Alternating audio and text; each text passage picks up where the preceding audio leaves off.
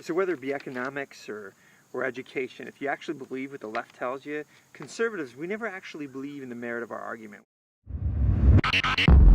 If, for example, it's not actually smaller government that motivates the Tea Party, it's some non-evidenced, completely fabricated call of racism that ignites all of us. It's not because of failing schools and corrupt teacher unions that we oppose public education as we all know it right now. No, it's because we hate the children. It's really kind of like a timeless leftist Marxist trick. You never actually disagree with the merit of whatever train wreck leftist idea you might be talking about. Instead of disagreeing with the substance, you're anti whatever they claim it's intended for. You're anti-children, you're anti-old people, you're anti-teacher, you're anti-fireman. You don't oppose that idea.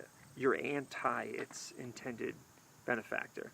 You're not anti-raising taxes on anyone because, history, trial and error, common sense proves that any time you raise taxes, it stagnates a free market, causes people to lose their jobs, and more importantly, all the prices, the actual brass tack, rubber hits the road stuff, all that stuff gets passed on to mostly the poor. It's not our concern in this regard. We secretly, deep down in our gut, just despise the poor, or we're in bed with the rich, something like that. It's not actually the merit of our argument. It's our deep-seated anger and hatred and villainous behavior. One could put anything in this, algorithm of leftist demagoguery. You can just kind of fill in the gap, whatever it might be. And you'll notice that liberals are never subjected to the same kind of thinking. You never hear that, classic liberal positions are camouflaging some duplicitous underbelly. No, people just take them on their word.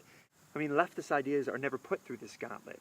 Let's just, for fun, let's just try it out. Let's see what it feels like. Let's try it on for size and walk around in a little bit. Maybe they're not actually pro-choice. Maybe they're actually anti-baby, the cute little baby. Maybe they're not, pro-big government.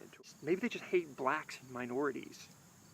I know there's no correlation there, but it doesn't keep me from just throwing out slander, does it? I don't actually have to come up with any evidence to support that. We just toss it on out there. It's politically expedient, I suppose.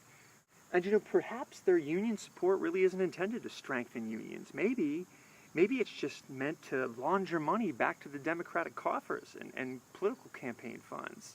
You know what I mean? Or maybe it's just used to buy votes.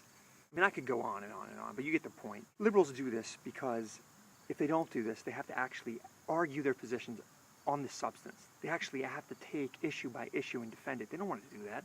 So it's race baiting. It's class warfare and culture dividing and people dividing and who needs to pay for your grievance. And if you doubt me for even 1 second, come 2012, you're about to witness this three-ring circus style. They're going to throw everything but the kitchen sink. And you know why? Because 10% unemployment doesn't win elections. And a nation completely underwater doesn't win elections. So what do they have in their little hat trick? Hate, division, lies, slander. Cowboy Up's going to be a bumpy ride. Take you to the bank.